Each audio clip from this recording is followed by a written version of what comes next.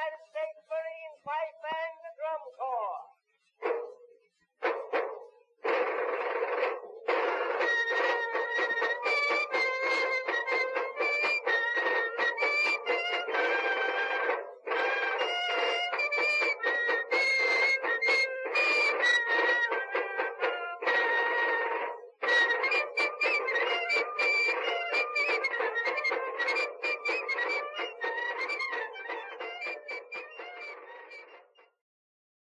The air was thick with authority at the military base. Soldiers stood in neat lines, their uniforms crisp, their expressions unreadable. The Nigerian flag waved high as General Gabriel Carter addressed the crowd. His voice was firm, commanding respect as he spoke about discipline, honor, and the future of the military. Lieutenant Amanda Carter stood among the newly promoted officers, her posture straight, eyes locked ahead. When her name was called, she stepped forward with steady steps, her boots hitting the ground with practiced precision. She saluted her father, the man who had shaped her into the soldier she was today. The applause was polite but restrained. She could hear the murmurs, the doubts, the assumptions. "She's only here because of her father," someone whispered. Amanda clenched her jaw but kept her face neutral. She had worked harder than anyone to earn her place, yet her achievements were still seen as favors. Gabriel pinned the new rank on her uniform, his expression unreadable. She searched his face for pride, for warmth, but found only the same cold professionalism he showed every soldier. After the ceremony, officers and soldiers gathered in groups, some congratulating one another, others discussing upcoming assignments. Amanda stood to the side, absorbing the moment. Major Thomas Blake, her mentor, gave her a firm handshake. "You deserve this," he said, but even his voice carried a hint of warning. Before Amanda could respond, her ears caught a hushed conversation nearby. A young female cadet, Private Sarah Benson, had reported harassment by a superior officer, but her complaint had been dismissed. "She's being dramatic," one officer scoffed. "She should toughen up." Amanda felt a slow burn in her chest. This wasn't the first time she had heard such stories. She had spent her career proving she could stand among men, but what good was her strength if other women were being silenced? The realization settled heavily in her mind: she could either ignore it or take a stand. That night, Amanda sat in her barack, her thoughts racing. The room was neat and organized, just like her life had always been, structured, disciplined, focused. But tonight, her mind was in chaos. She thought about all the times she had swallowed her anger, all the moments she had let comments slide because she didn't want to be labeled emotional. But this time was different. A soldier had come forward, and no one was listening. If she stayed silent, she would be no better than those who dismissed the complaint. She had always wanted to be more than the general's daughter. Now, she had the chance to prove it. But was she ready for the consequences? Because once she spoke up, there would be no turning back. And this time, her father would not be standing beside her. Amanda sat in the dimly lit barracks, her fingers tapping restlessly against the desk. Private Sarah Benson's name wouldn't leave her mind. The young cadet had been dismissed without a second thought, her complaint buried beneath the weight of military tradition. Amanda knew the risks of getting involved, but ignoring it meant being complicit. The next morning, she found Private Sarah alone in the training yard, tying the laces of her combat boots with shaky hands. "We need to talk," Amanda said, her voice firm but calm. Sarah hesitated, glancing around as if expecting someone to be watching. When they finally sat in an empty storage room, Sarah's voice was barely above a whisper. It was Colonel Daniels, she admitted, her eyes filled with fear. Amanda's stomach clenched. Isaac Daniels was no ordinary officer. He was powerful, well-connected, and dangerous. "You can't report this," Sarah pleaded. "They'll ruin me." Amanda understood the fear, but she had made up her mind. Staying silent wasn't an option. That afternoon, Lieutenant Amanda sought out Major Thomas Blake, the only officer she trusted. Sarah Benson was harassed by Colonel Daniels, she said bluntly. Blake's expression darkened. He leaned back in his chair. "This is bigger than you, Amanda." His tone was low, serious. Daniels isn't just another officer, he has friends in high places. If you push this, you won't just be challenging one man. You'll be going against the system. Amanda felt anger bubbling beneath her skin. So what? We're just supposed to let it go. Blake sighed. I'm telling you this as a friend, walk away before you lose everything. But Amanda wasn't looking for advice on how to retreat. When she brought it up to General Gabriel Carter, her father's response was just as cold. Some battles aren't worth fighting, he said without emotion. Amanda had never felt more alone. Later that night, Amanda began gathering evidence, knowing she couldn't let Sarah's story disappear. She discreetly spoke to other female officers, listening to their hushed confessions. Sarah wasn't the first. There were others, women who had been ignored, threatened, or transferred to different units to silence them. The pattern was clear. The more Amanda uncovered, the more the walls of silence felt unbreakable. She knew she was stepping into dangerous territory, but she wasn't afraid. At least, not until she returned to her locker that evening. A folded note sat inside. No name. No signature. Just 5 words scrawled in sharp black ink, back off, or you'll regret it. Amanda's pulse quickened. Someone was watching. Someone knew she wasn't letting this go. And now, someone wanted her to stop. Amanda sat on the edge of her bed, the note still clutched in her hand. Back off, or you'll regret it. The words played over in her mind like a warning siren, but instead of fear, she felt something stronger, anger. Someone wanted her to stop, which meant she was getting close to the truth. The next morning, she took careful steps. She started keeping a detailed record of every interaction, every complaint, and every suspicious behavior. She spoke with other female officers in hushed tones, noting down their stories in a small notebook she carried everywhere.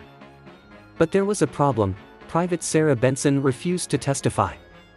The young cadet was terrified, afraid of being labeled a troublemaker or worse, losing her career before it even began. I can't, Lieutenant Carter, Sarah whispered when Amanda pressed her again. You don't understand what they can do. Amanda did understand. But staying silent meant letting them win, and that was something she couldn't do. Frustrated, Amanda made a bold decision. She confronted Colonel Isaac Daniels himself. She found him in a quiet hallway outside the officers' lounge, his posture relaxed, his confidence unshaken. I know what you did, Amanda said, her voice low but firm. Daniels turned, smirking at her as if amused. And what exactly do you think you know, Lieutenant? His voice dripped with condescension. Amanda clenched her fists. Sarah Benson. The other women come forward. You've used your rank to silence them. Daniels stepped closer, his expression darkening. Let me give you some advice, Carter, he said smoothly. No one is going to believe a junior officer over me. I have decades of loyalty on my side. You're just a soldier playing the hero. His words sent a chill through her, but Amanda refused to back down. Well, see about that, she said before walking away. She had the confirmation she needed. Daniels didn't even try to deny it. That meant he wasn't just guilty, he was confident he wouldn't face consequences. That night, when Amanda returned to her barack, something felt off. She approached her locker and immediately noticed the door slightly ajar. Her heartbeat quickened. The lock had been broken. She threw it open, her notes, her voice recordings, her reports, gone. A sinking feeling settled in her stomach. Someone had been watching her. Someone had made sure she wouldn't have evidence to take forward. This wasn't just about Daniels anymore, the entire system was protecting him. Amanda swallowed the lump in her throat. They had taken her files, but they hadn't taken her resolve. If they thought she was done, they had underestimated her. She wasn't finished. Not even close. Amanda's hands trembled slightly as she locked her door that night. The break-in had been a clear message, someone was watching, and they wanted her to stop. But instead of fear, she felt something sharper, determination. She wouldn't let them win. The next morning, she walked into the mess hall, forcing herself to act normal. She smiled, nodded at her fellow officers, even made small talk. If they thought she had given up, they would let their guard down. But in reality, she had changed her strategy. She would no longer keep physical records. Instead, she memorized everything, names, dates, and every whispered conversation she had gathered. No one could steal information that only existed in her mind. Still, Amanda knew she couldn't fight this battle alone. That afternoon, she sought out Captain Daniel Ford, a respected officer known for his integrity. They met in the training yard, where she kept her voice low. "I need your help," she said. At first, Ford shook his head. "I can't get involved, Amanda. You're playing with fire." His voice was serious, his expression tense.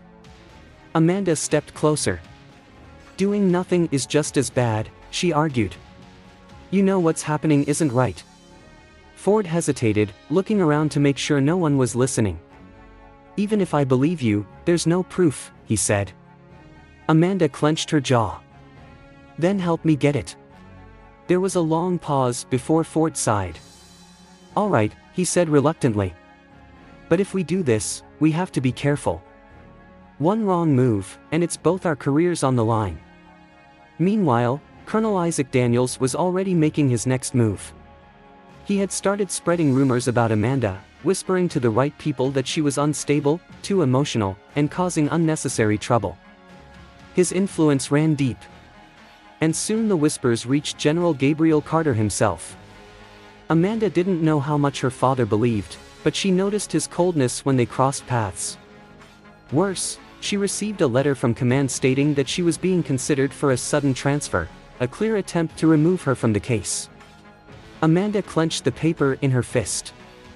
They were trying to make her disappear. She had to act fast. If she didn't expose the truth sooner, she would lose everything. Amanda paced her room, her mind racing. Time was running out.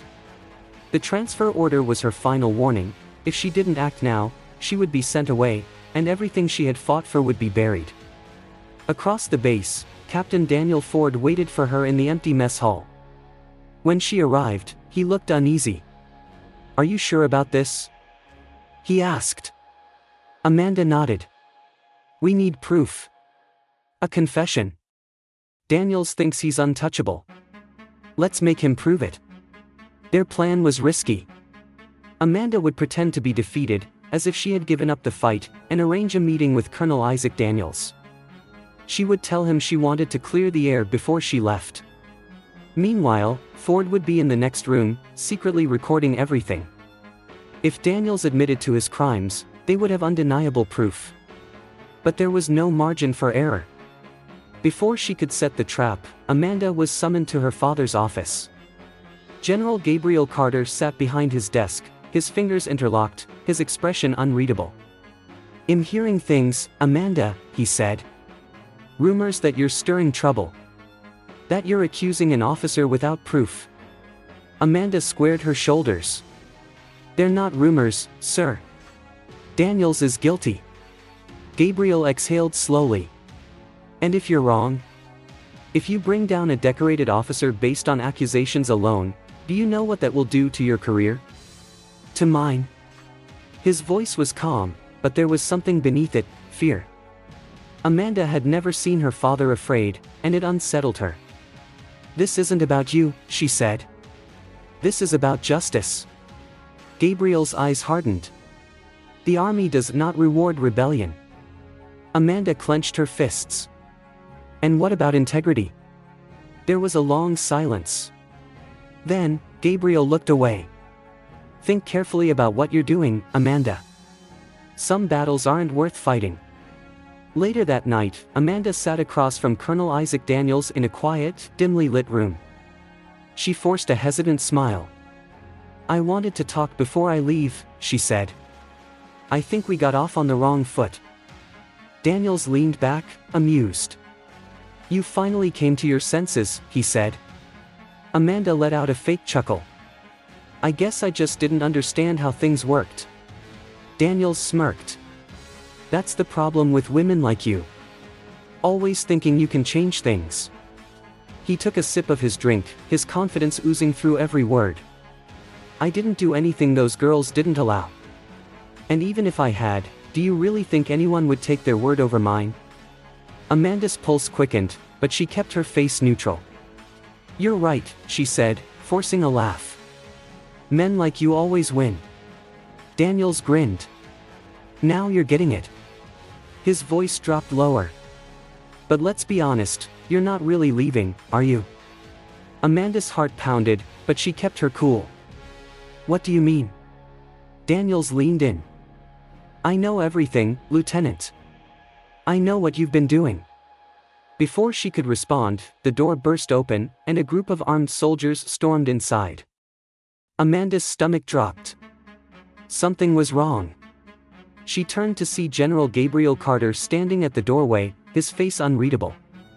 Two soldiers grabbed Amanda's arms. Lieutenant Carter, one of them said coldly. You're under arrest.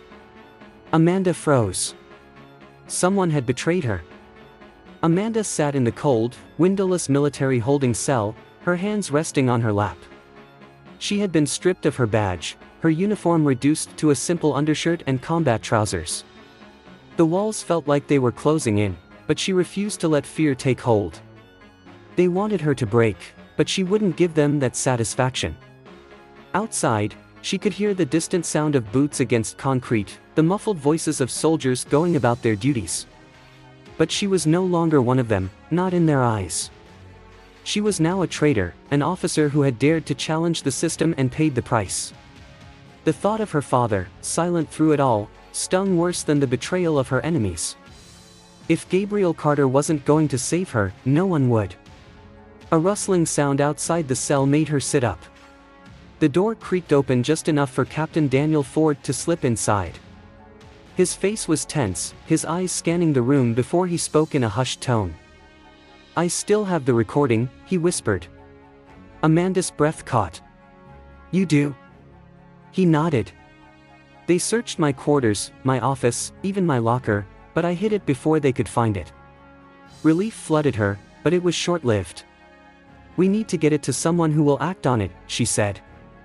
Ford sighed. That's the problem. No one is willing to go against Daniels.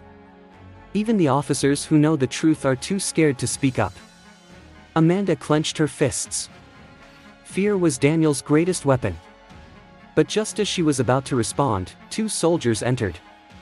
Lieutenant Carter, one of them barked. You're being summoned for interrogation. Ford stepped back, and Amanda gave him a look, stay ready. She was led down a long corridor, her boots echoing with every step.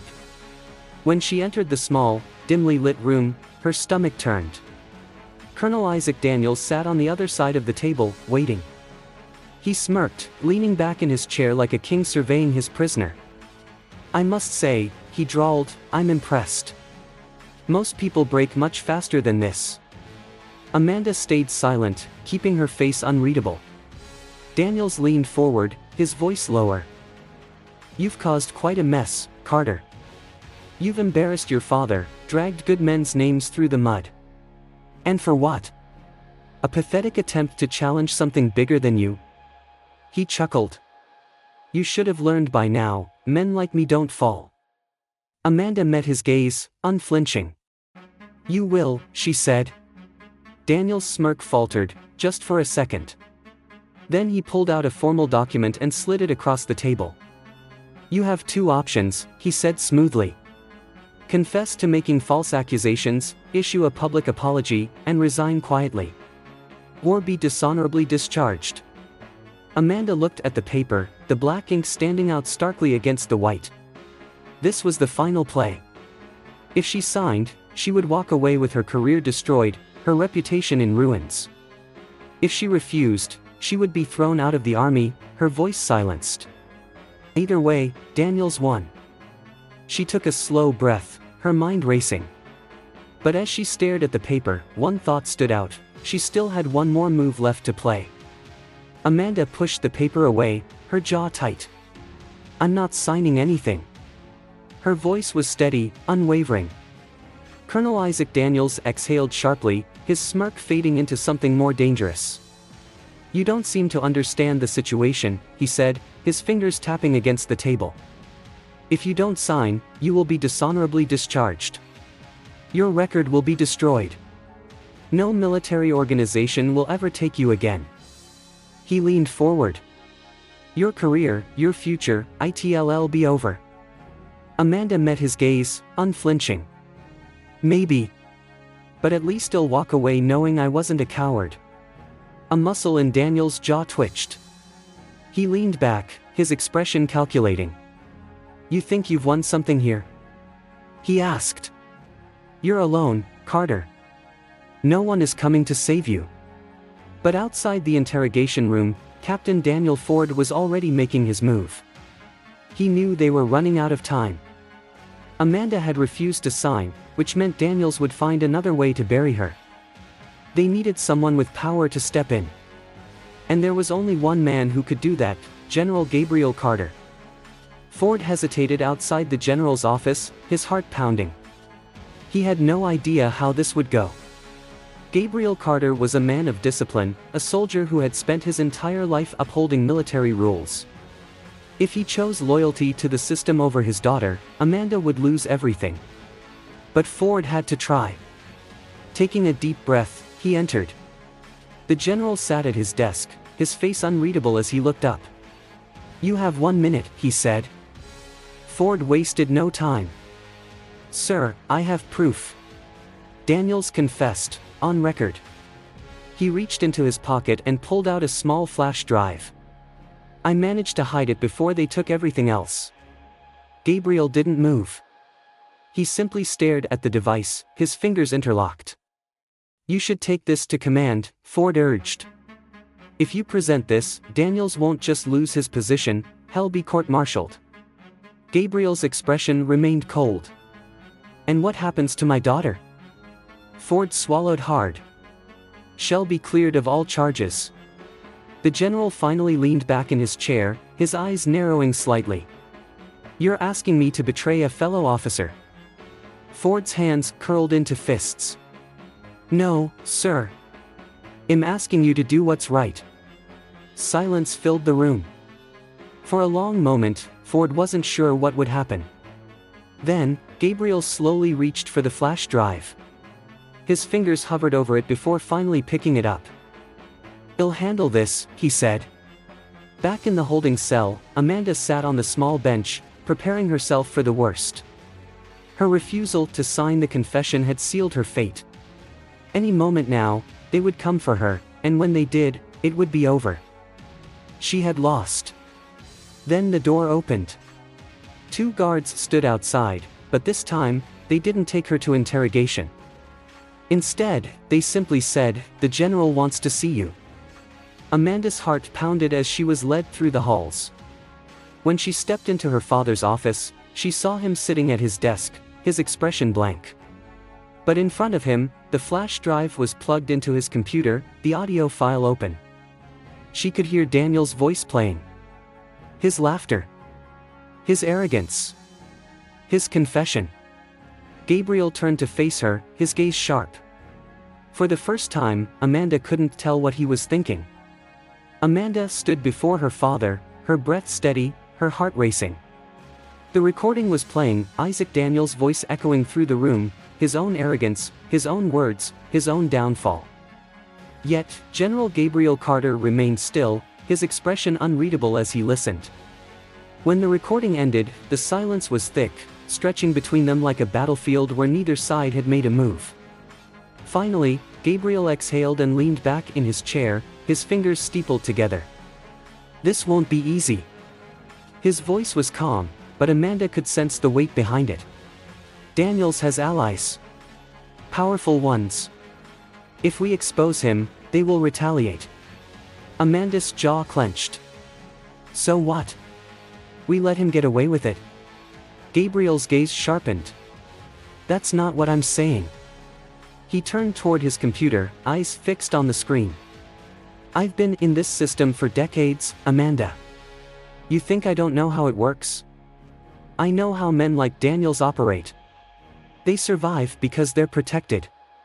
One officer's testimony, one recording, it won't be enough to tear down the walls they've built. Amanda felt anger rising in her chest. Then what are we even doing here? She snapped. You have the evidence, you have the power to bring him down. What's stopping you? Her father's fingers tightened slightly, and when he looked at her again, there was something different in his eyes. Not anger. Not disappointed. Fear. You. His voice was softer now. Do you understand what happens after this? If we take this public, you won't just be fighting Daniels. You'll be fighting an entire system that doesn't want to change. Even if we win, you'll always be seen as a problem. A troublemaker. A soldier who challenged the order of things. His gaze was piercing. Are you ready for that? Amanda didn't hesitate. I'd rather be hated for telling the truth than respected for staying silent. Gabriel watched her, his jaw tightening slightly. Then, finally, he nodded. All right, he said, his voice steady. We do this. But we do it the right way. He reached for the intercom on his desk, his next words ringing with finality. Call an emergency meeting with the military board. It's time to bring Daniels in. Amanda let out a slow breath. This was it. The moment she had fought for. The moment where everything would change. And she was ready. The military boardroom was filled with the highest-ranking officers in the force, their faces unreadable as they sat around the long table. The air was heavy with tension as Colonel Isaac Daniels entered, his confidence unshaken. He walked in with the same arrogant stride, his uniform crisp, his expression smug. To him, this was nothing more than a formality, another meeting where he would walk away untouched. But Amanda stood tall beside General Gabriel Carter, her heart pounding. Not this time. Gabriel was the first to speak. We have gathered here to review serious allegations against Colonel Isaac Daniels, he stated. His voice was steady, firm. The board members exchanged cautious glances. Lieutenant Amanda Carter has presented evidence that demands our attention. At that moment, Captain Daniel Ford stepped forward, plugging a small device into the meeting's speaker system. A moment later, Daniel's own voice filled the room. I didn't do anything those girls didn't allow. The room fell into stunned silence. Even if I had, do you really think anyone would take their word over mine? Some officers shifted uncomfortably in their seats. Others stared at Daniels, their expressions darkening as the weight of his own words settled over them. Amanda kept her gaze fixed on him, watching as his smirk slowly disappeared. But then, instead of panic, Daniels let out a small chuckle. He leaned back in his chair, shaking his head. This is a joke, he said, spreading his hands. You all know what this is. A personal attack. Carter's had it out for me from the start, hasn't she? He turned to the board, his tone smooth, practiced. Look at the way she's been behaving, stirring trouble, making wild accusations. She's reckless. She's dangerous to the military order. Amanda clenched her fists as she saw some officers hesitate. Daniels was doing what men like him did best, twisting the story. And the worst part? Some of them were actually listening. That was when Captain Ford took another step forward. Sir, I have additional testimonies, he announced. The room turned to him as he placed documents on the table, statements from other female officers who had stayed silent until now. Daniel's smirk vanished completely. These officers were afraid to speak before, Ford continued, his voice firm. But thanks to Lieutenant Carter's actions, they finally found the courage to come forward. Gabriel exhaled, then turned back to the board. His next words made the final decision clear. I have served this military for decades. I have upheld its honor. And I will not allow a man like Daniels to stain its name. For the first time, Daniels looked truly afraid. The board members exchanged glances. Finally, one of them spoke. Colonel Isaac Daniels, you are hereby placed under investigation for misconduct and abuse of power. Daniels shot up from his chair. You can't be serious, he growled. You're taking her word over mine. No, General Carter said. We're taking your own words over yours. Guards stepped forward to escort Daniels out. As he was led away, he cast one last glare at Amanda. You think you've won something? He hissed under his breath. This isn't over. Amanda didn't flinch. She met his eyes, her expression steady. Yes, it is. As Daniels was dragged out of the boardroom, Amanda let out a slow breath. She had fought for this moment. She had won. But as the meeting adjourned, she noticed the look some officers were giving her, cautious, unreadable, some even resentful. She had exposed one man. But the entire system was still standing. She had won the battle. But the war had just begun. Amanda sat alone in the barracks, staring at the ceiling, her mind racing. Colonel Isaac Daniels was gone. The battle she had fought for so long was finally over. But instead of feeling victorious, she felt the weight of what came next. The whispers hadn't stopped. She had seen the looks from her fellow officers, some approving, some wary, and some downright resentful. To many, she was the soldier who had challenged authority, the one who had disrupted the order of things. And while Daniels was out, the system that had protected him for so long remained untouched. A knock on the door pulled her from her thoughts. Come in, she called, already knowing who it would be. General Gabriel Carter stepped inside, his uniform crisp as always, his presence filling the room. For a long moment, he simply studied her. Then, he sighed and sat down across from her. You did what you believed was right, he said finally. Amanda met his gaze. Would you have done the same? Her father was silent for a long time. Then, with rare honesty, he admitted, I don't know. Amanda had never seen him hesitate before. He had always been a man of absolute certainty. But now, there was something else in his eyes, not just a general speaking to a soldier, but a father trying to understand his daughter. You've made enemies, he warned. Not just among soldiers, but among those who pull the strings. They will watch you closely from now on. Some will wait for you to make a mistake. Others will try to force you out.